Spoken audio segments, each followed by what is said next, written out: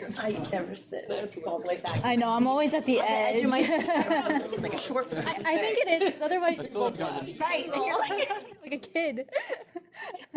yeah, That's awesome. Yeah. Or people problems. right, exactly. All right, there it goes. We're good? All right, we are good. Okay. I'd like to call this Hopatcong Board of Education meeting to order at 6 p.m. Can we all rise for the flag salute? I pledge allegiance to the flag of the United States of America and to the republic for which it stands, one nation, under God, indivisible, with liberty and justice for all. And we have the opening statement according to the agenda. Mr. Hallenbeck, can you please call the roll? Dr. Capella? Here. Mr. Davio is absent. Ms. Schramm? Here. Mr. Chaffee? Here. Mr. Warren is absent. Ms. Polachina? Here.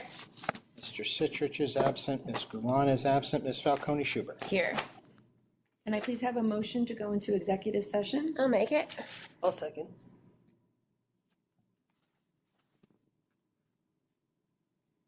The motion for executive session, Dr. Capella? Yes. Mr. Davio is absent. Ms. Schramm? Yes. Mr. Chaffee? Yes. Mr. Warren is absent. Ms. Polachina? Yes.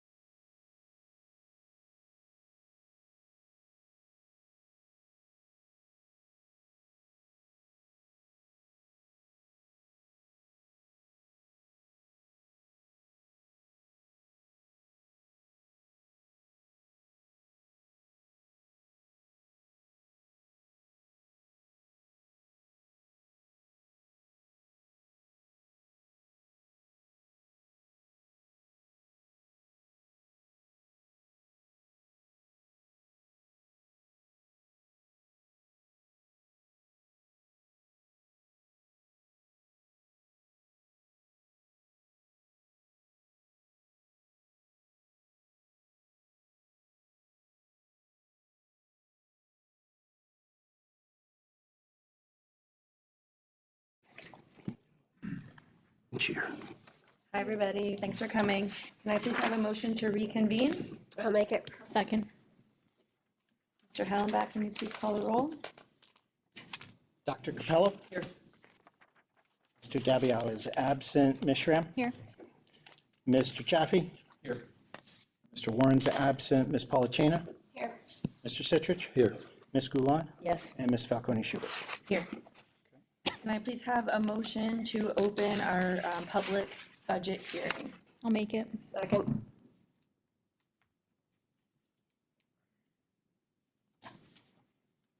And Dr. Capello? Yes.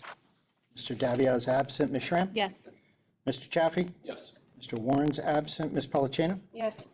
Mr. Citrich? Yes. Ms. Gulon? Yes. And Ms. Falcone Schubert. Yes. Good evening, everyone. Thank you for coming out this evening.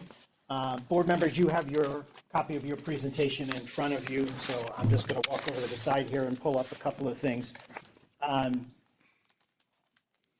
Tonight, we're going to take a real brief look at our budget and understand some of the budget pressures that we are under, not unlike every other school district across the state of New Jersey. And so in the news, you may read every single day about school districts closing schools, laying off teachers, pushing back against the state.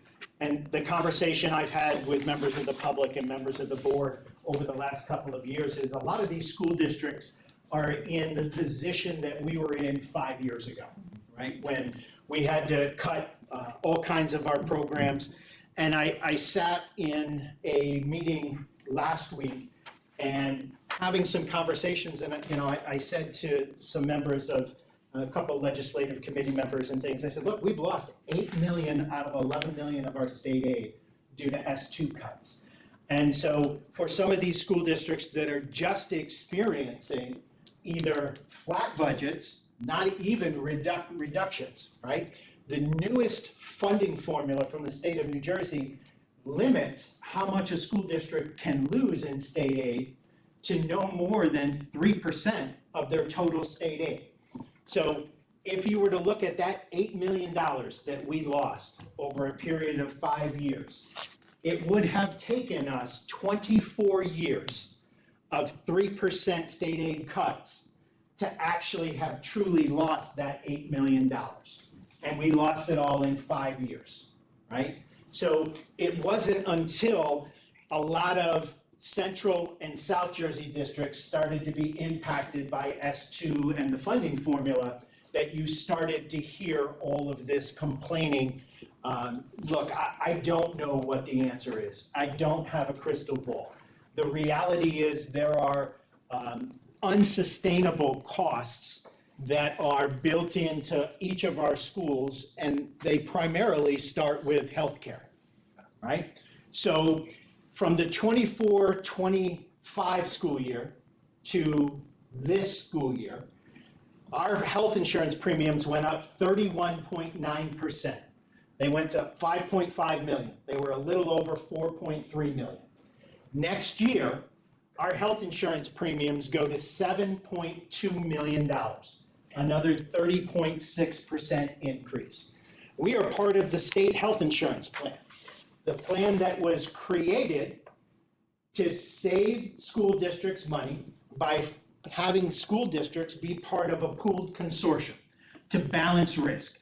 So if you were a small district and you had 1 or 2 employees or family members of an employee that had a catastrophic claim, it didn't wipe out your insurance plan in 1 year. You balanced and shared the risk.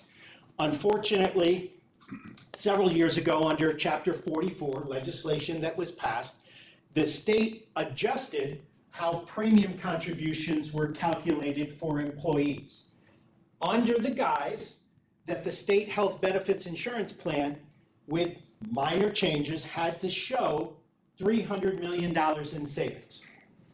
Actuarial reports magically showed $300 million in savings. But when the plan was audited subsequent to that, it showed that there were no savings whatsoever. And that should have triggered components in the law that would have required the state health benefits plan to implement additional changes.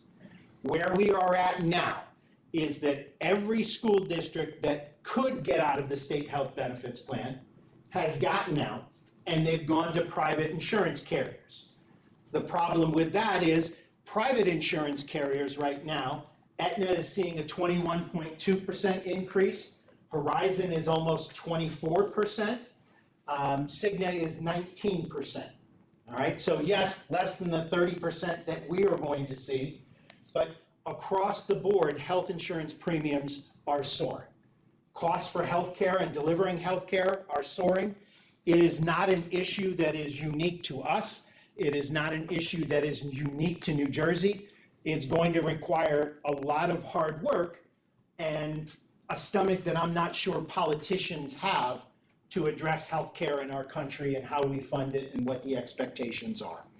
So when you look up here on this screen, you'll see that there are three large cost drivers for expenditure increases. Healthcare at 1.6 million, salaries, contractual obligations at 542,000, and utilities, electric and oil, and that number was before we had a conflict in the Gulf. Those numbers will no longer hold true. Right now, heating oil on futures contracts for next winter is a little over $5 a gallon at port charge. All right, we pay port fee plus 25 cents a gallon is our state contracted rate, and it's a little over $5 a gallon right now. What are our major revenue increases? We saw an increase in state aid of $183,000. Exciting.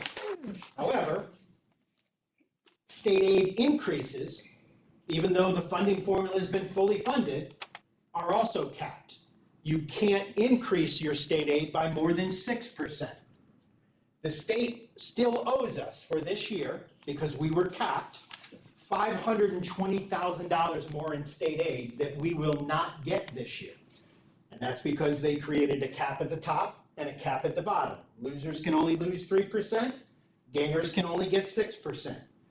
Our $500,000 was shared with other school districts to prevent them from losing more. And that's the reality that's here.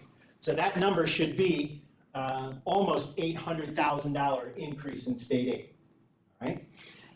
Tax levy increase of 2% on the local taxpayers generates $600,000, and a healthcare cap exception generates an additional $1.289 million. If you take a look back, healthcare increase was 1.6. We can only recover 1.2 of that.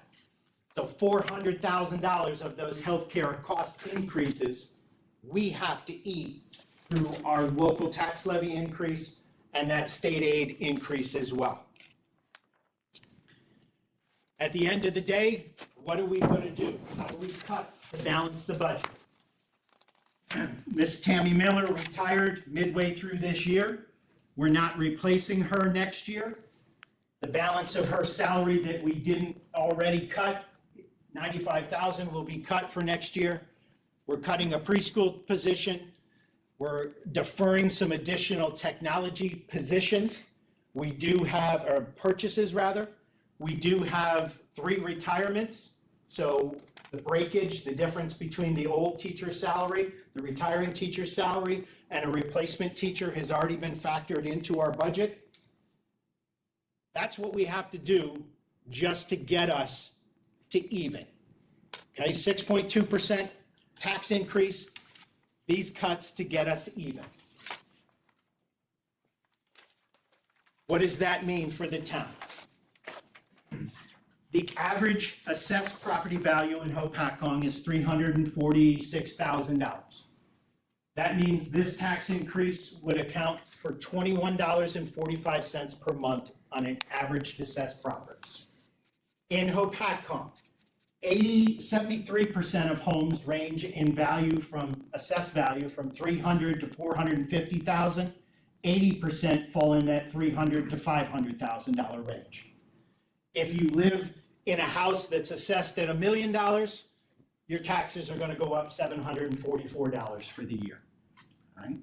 Basically, you take the tax rate of 0.01244%, you go to your tax bill, you look at what your assessed property value is, and you multiply that rate times your assessed property value, and that would give you your new school tax bill for the upcoming year.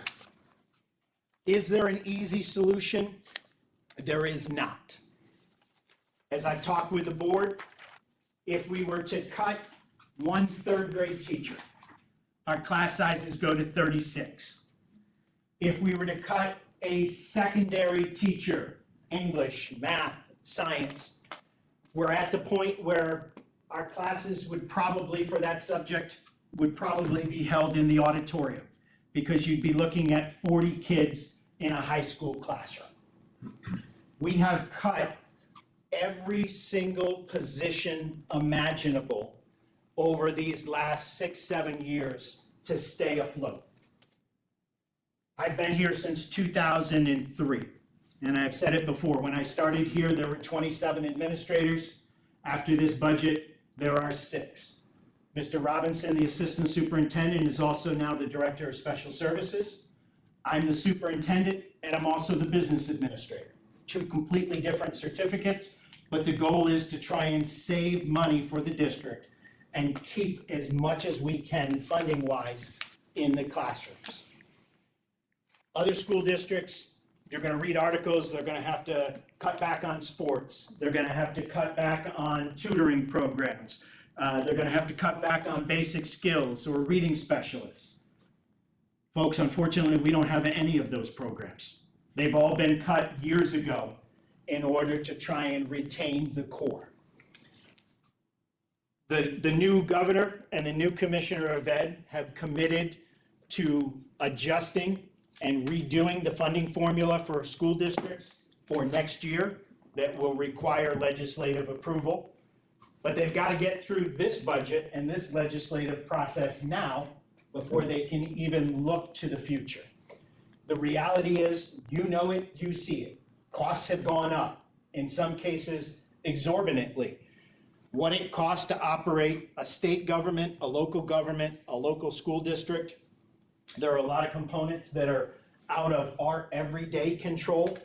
But what I can tell you is that amongst our teaching staff, amongst our small group of administrators, we look at every dollar that we spend. We look for ways to save $5 here and $10 here. Years ago, it might have been $1,000, right?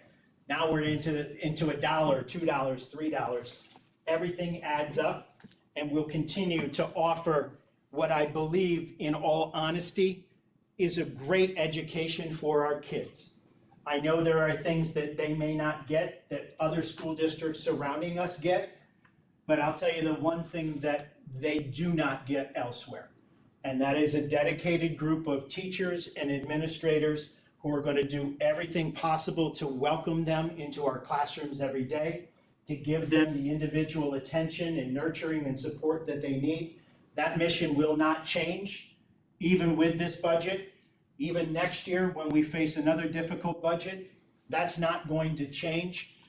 We'll continue to work and go from there. So with that, I'll conclude my presentation, and I will open it up to comments from the public on the budget only for right now. You get that, or it's just, I will just take them right from here. okay. Anybody that has any comments, anything you want to share on the budget? Go ahead, Jen. Are we joining with Jefferson for the Highlands Impact Aid? It is a conversation to be had. The bill right now, as it exists, does not specify the specific localities that are actually eligible. The initial legislation did not include Hopatcong, even though it says Highlands. It didn't spell out Hopatcong specifically. My hope is that it might, but I've learned better than to hold out hope. Do we have to reach out to the legislators for LGBTQ? Already have.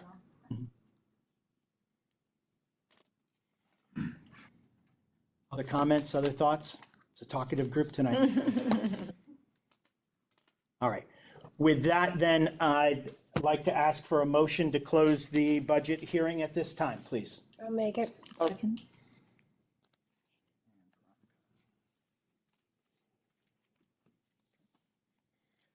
Dr. Capello? Yes. Mr. Davia is absent. Ms. Schramm? Yes. Mr. Chaffee? Yes. Mr. Warren's absent. Ms. Polachina? Yes. Mr. Citrich? Yes. Ms. Goulan? Yes. And Ms. Falcone Schubert? Yes. Okay. Can I please have a motion to approve item 7, approval of 2026-27 budget? I'll make it. Second. Any discussion? Hearing none? Dr. Capello? Yes. Davia is absent. Ms. Schramm? Yes. Mr. Chaffee? Yes. Mr. Warren's absent. Ms. Polachina? Yes.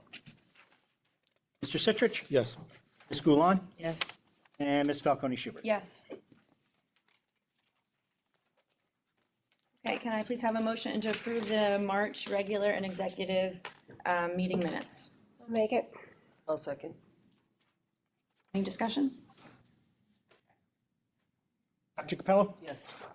Mr. Davia is absent. Ms. Schramm? Yes. Mr. Chaffee? Yes. Warren's absent. Ms. Polachina? Yes. Mr. Citrich? Yes. Ms. Goulan? Yes. And Ms. Falcone Schubert? Yes.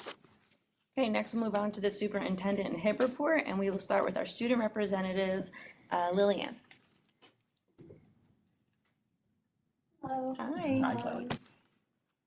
Thank you for having me here again. So I'd like to start off by saying that we had our SATs this past month. We are waiting to hear back, all of the students are waiting to hear back on their results, but hopefully everyone did well. The guys' track finished 5-1 for the season, and the girls had their first win in a dual meet in about 7 or 8 years. So that's very exciting. Also, the track championships are this week and the week after, and several of our athletes will be competing in those. Our musical, Mamma Mia, it's made the most money for our theater program as we've had in a while. It was also a whole lot of fun, a great turnout, all 4 nights, and it seemed like everyone really enjoyed it. We also have our AP exams coming up this coming week and the week after, so everyone has been studying a whole bunch for those. And lastly, our prom is coming up soon. That's May 28th. It'll be at the Chandelier in Flanders Valley from 6 to 10 p.m. And I know a lot of people have been talking about that and how excited they are for that. Oh, that's fun. Should get some board throwback prom photos up. That would be fun. Right? I saw that. Thank you, Ann. And I got a note from Natalia. She couldn't make it this evening, but she did send a note for a couple of things here. She wanted to make sure we mentioned Amanda Gonzalez, who received the Superintendent's Roundtable Award and was recognized last week at a luncheon with superintendents from around the county. Tri-M Music Honor Society is looking at a tentative date of June 5th for their annual recital. I know I just signed off on something on that with today. Sussex County Youth Orchestra is going to hold their annual spring concert at our high school this year. It'll take place on June 7th. Features 2 of our very own seniors, Natalie Laboff and Dominica Mella, will perform solos at the concert. A great honor for them. Junior Honor Society and Honor Society finished accepting applications for next school year. Good luck to everybody who submitted applications. And lastly, Natalia and Natalie Laboff were given the opportunity to represent our school in Kittatinny's musical Pippin as musicians in their orchestra.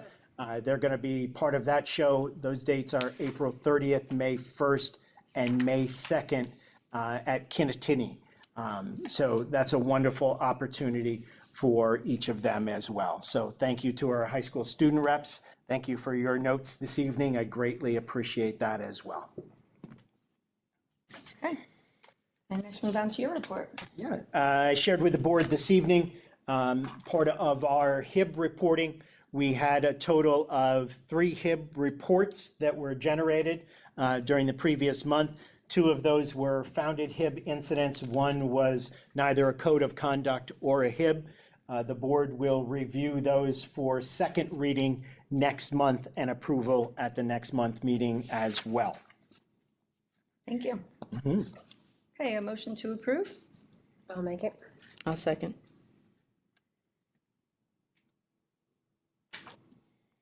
Dr. Capella? Yes. Mr. Davio is absent. Ms. Schramm? Yes.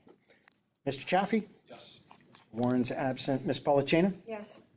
Mr. Citrich? Yes. Ms. Gulon? Yes. And Ms. Falcone Schubert. Yes. Okay, moving on to acknowledgements and correspondence. Congratulations to Hopatcong Middle School students who made high honor roll and honor roll for the 3rd marking period, and the same for Hopatcong High School students. Congratulations to the following students who were chosen as Hopatcong Middle School Students of the Month for outstanding performance in February. Sofia Delgado for grade 4, Roslyn Reyes for grade 5, Austin B, grade 6, and Alyssa Stickle for grade 7, and March Ryder Smith for grade 4, Justin Rueda Pineros, grade 5, Nicholas Royo for grade 6, and Victoria Koslova for grade 7.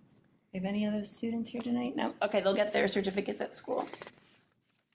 Okay, next we're going to move on to congratulations to Amanda Malazewski. Thank you, Malazewski, on being selected as our school's honoree for the Lake Hopatcong Elks 2026 Leap in the Lake for our special kids event. And then we have our Governor's Educator of the Year and Educator and Educational Services Professionals of the Year. This honor reflects their commitment, hard work, and meaningful difference they make each day. And I believe we have some in our audience today. We do. We've got a couple victims here with us this evening. So when I call your name, if you would just stand up and be recognized. I know we've kind of juggled some dates around here, but I want a chance for the board to be able to put faces with names if they haven't had an opportunity to meet you, and also for the public to know what an honor this is, to be recognized. So many of our staff go above and beyond on a regular basis, but this is an award chosen by their peers and their administrators for the hard work that they do. You're recognized by your staff members, you're recognized by your students and your parents, and it's a wonderful honor. So Durban Avenue's Educator of the Year is Kelly Roddick. Kelly, if you would stand.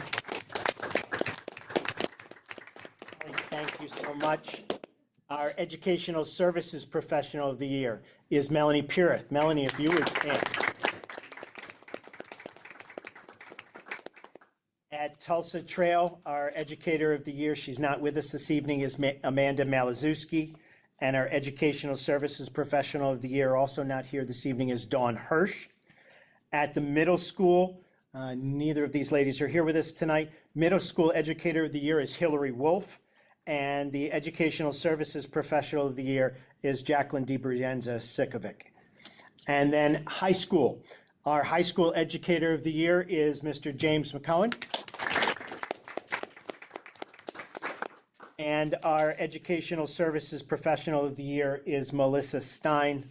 And our HOPA ESP of the Year is Endora Liz Melisso. So again, congratulations to each of you. The check is in the mail. I'm just not sure how much the postage is and if it's going to get returned. So I will get back to you. But again, my sincere thanks to you and to each of your colleagues for the work that you put in on a regular basis. I get a chance to be in your classrooms and see the work that you've done. I've known each of you for a bunch of years, but you are part of what makes Hopatcong so special. So thank you again for all of your efforts. I would love for you to stay this evening. You're more than welcome to, but please know that nobody here would be upset if you had other commitments and you needed to duck out for an ice cream or to pick up one of the kids at a sports practice too. So you won't bother us if you need to do that, okay? So thank you. Thank you all so much. Okay, next we'll move on to parent-teacher organizations. Do we have any representatives here tonight? I've got stuff to share. Okay, you go, then I'll go, then you go. Okay. The Hopatcong Municipal Alliance is partnering with the Project Graduation to do one more final push and fundraiser for our seniors. So this upcoming Friday, we are hosting a candy bar bingo from 6 to 7 in the cafeteria here at the high school. And then piggybacking off of that, a movie night starting at 7:15. We're playing Freakier Friday.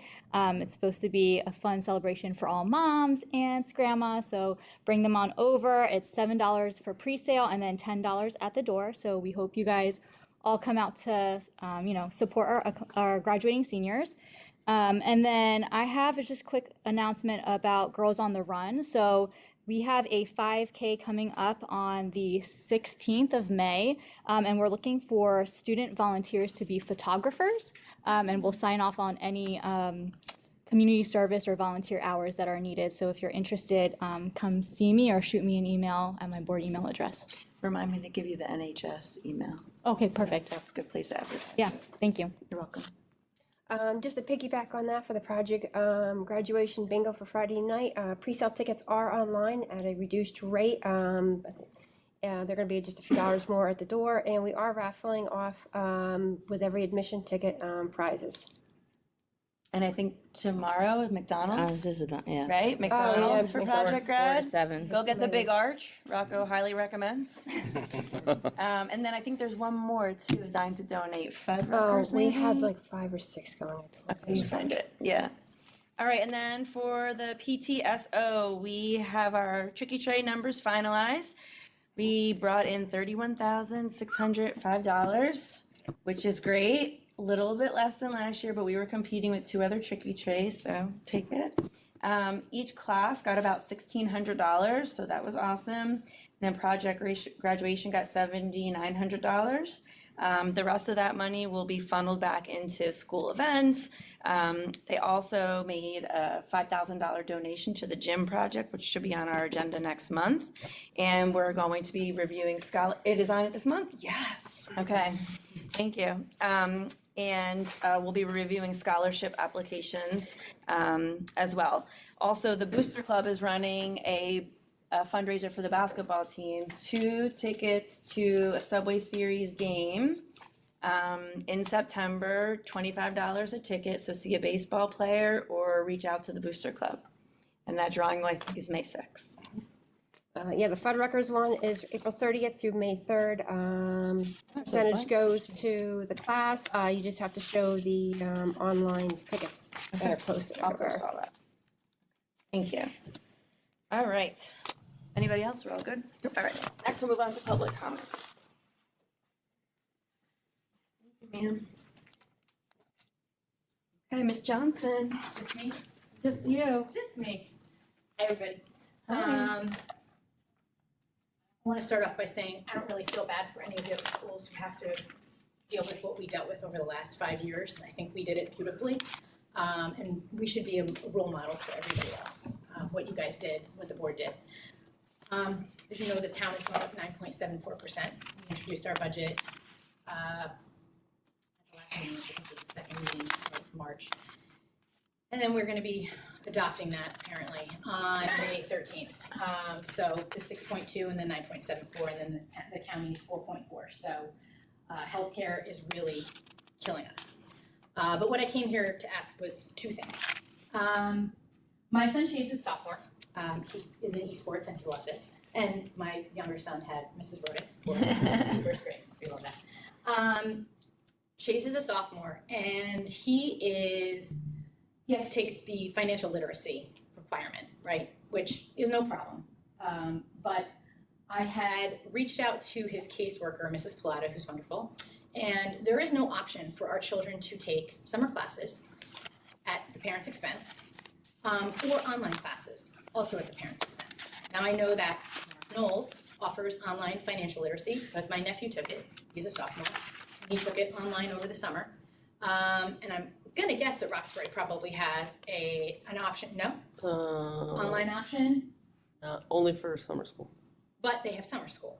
Now, I know we don't offer summer school here, which is a totally, budget issue, I totally get it.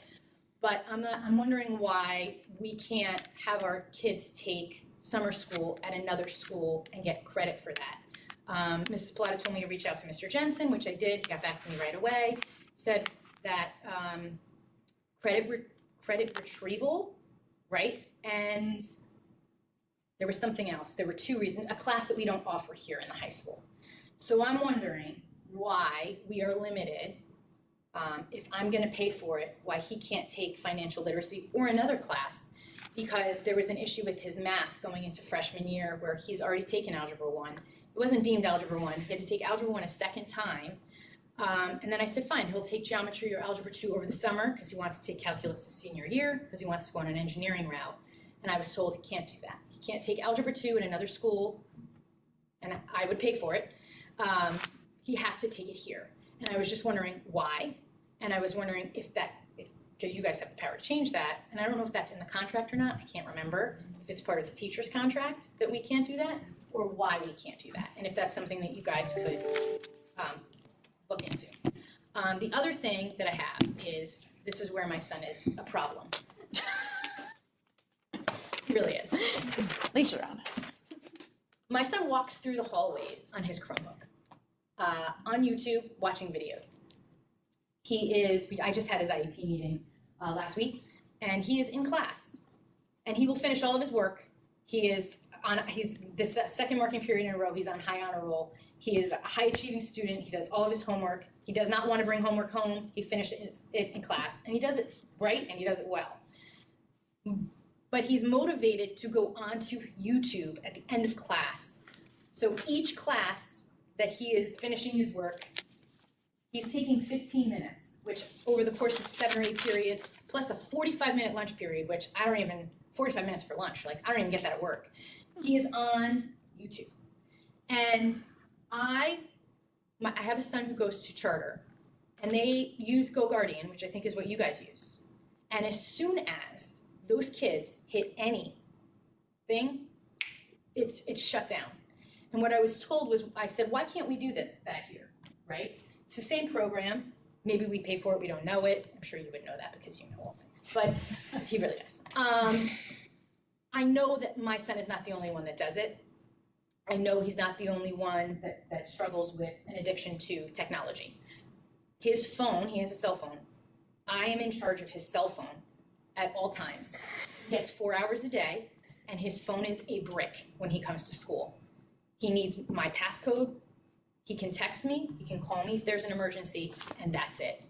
So I'm just wondering if there is a way that we could work on our technology in these schools to get these kids off of YouTube, off of games, while they're in class and they are learning. And I know that the teachers are doing the best they can. I realize that. But there has to be a way for us to fix it, because I know that Chase's teachers aren't the only ones that struggle, and Chase is not the only one that struggles with it. So those were my 2 issues. And I'll respond, if you don't mind, to both of them, give you answers right now. With regard to technology, we're actually piloting and finalizing an agreement now. We used to have software when we had desktops, right? Before we had Chromebooks that could monitor all of that activity. We have it now starting at the high school on a pilot basis, and we'll be adding it for the entire high school next year and all of the middle school next year for classroom teachers to be able to monitor and actually boot students off of individual sites that they might be able to get to. YouTube is one of the hardest ones to filter and police because new content is uploaded every minute. So you can't block YouTube as a whole because individual teachers use individual videos. You would have to whitelist every individual website or video that you would want to make available. So the software will allow us to do that. So for next year, that will be an available option for us and classroom teachers to be able to use. With regard to courses, you are correct. Students can take an online class for credit recovery or for a course that is not offered as part of their regular program of study at Hopatcong High School. They cannot take a class that they need to graduate that we offer here and take it online and then take another class in its place. Part of the reason has to do with class rank and GPA. It prevents students from taking more classes than other students might have the ability to do. So just because you might be willing to pay for your child to take 2 or 3 extra classes, your child could take that class, but they're not going to get high school credit for that course because other students don't have that financial means. And by law, we have to provide those courses that are part of the course of study. So I would, even though you would say you would pay for it, by law, if I allow it, I have to pay for it because it's a required course. So the Board of Ed would have to pay for that class, and any other child that would want to take an online class that is a requirement. If they take the class and fail it here, then credit recovery is on the individual family to do. But first time through, if it were replacing a class that we already offer, I would have to pay for that class. Can I ask 2 follow-up questions? So if I wanted Chase to take trigonometry this summer, he would get high school credit for that because you do not offer trigonometry at the high school. That is correct. Okay, that's interesting, because I was told no. And then, And you have to apply for it, and there's a process at the high school to apply for those individual classes. You have to provide the scope and sequence of the course, you have to provide the standards. It has to be taught by a certified teacher in the state of New Jersey, and it has to be graded. It can't be an online AI class. yeah, pass fail, right? Yep. And my second question is I would probably have to do more research, but why is it allowed at other schools and not this one? I can't speak about other schools. What I can say is if they were called on the rug for it, they would find themselves in a position that they could be financially responsible for all of those courses. That's not a risk I'm willing to take given our budget. And then can I just ask you, why did you want to do that? I understand the math, so you can keep doing the math, but the financial literacy, just for the same reason, so you could just put It was just more so room we in could- his schedule To put more for in something his else? schedule, right, because I Okay. want, like, next year, we were looking at his classes for next year. Yeah, I wanted to take trigonometry over the summer, just because it's a good basis for pre-calc, which he's gonna be taking next year in a mainstream classroom, so he'll be taking pre-calc, but I also wanted to take stats. so just to give him more room in his schedule, do it over the summer. Take- Got it. Just trying to figure out where Yeah, we're I going mean, with all and of that it. was the whole thing, it was like, I wanted him to take algebra 2, Say it louder. Uh-huh. right? Let's take algebra 2 over the summer, and they were like, well, you can't do that because then he's gonna have a requirement that he's gonna be finished with his math requirement before, and I'm like, no, you're not listening to me. He wants to keep I want going. the kid to take like 8 years of math in 4 years. He wants to take 8 years Right, of math right. in 4 years. So like, and they, no. So then we had to double up. He's taking algebra 2 and geometry this year. Yeah, And that's I'm doing common. really good. That's awesome. But I was told he couldn't do that either. I know, we talked, but And then it's I fine, was it's good. like, I want a voucher, and they were like, all right, fine, we'll let you do. Is he gonna not finish any of his math classes in time? He's done with all of his math. Okay. All of his math requirements are done this year. Have you thought of just doing college classes? I don't know if you met Chase. but I don't know. Is there anybody else from the public who'd like to speak who didn't get to sign up? Thank you. Okay, I'm gonna close public comment. And can I please have a motion to move the rest of the agenda, items 13 through, help me, I'll make it 18. 18? I'll second. Okay. Great. So we had a motion was Jim and a second was Natalia. I just gotta get to the Yeah, I know.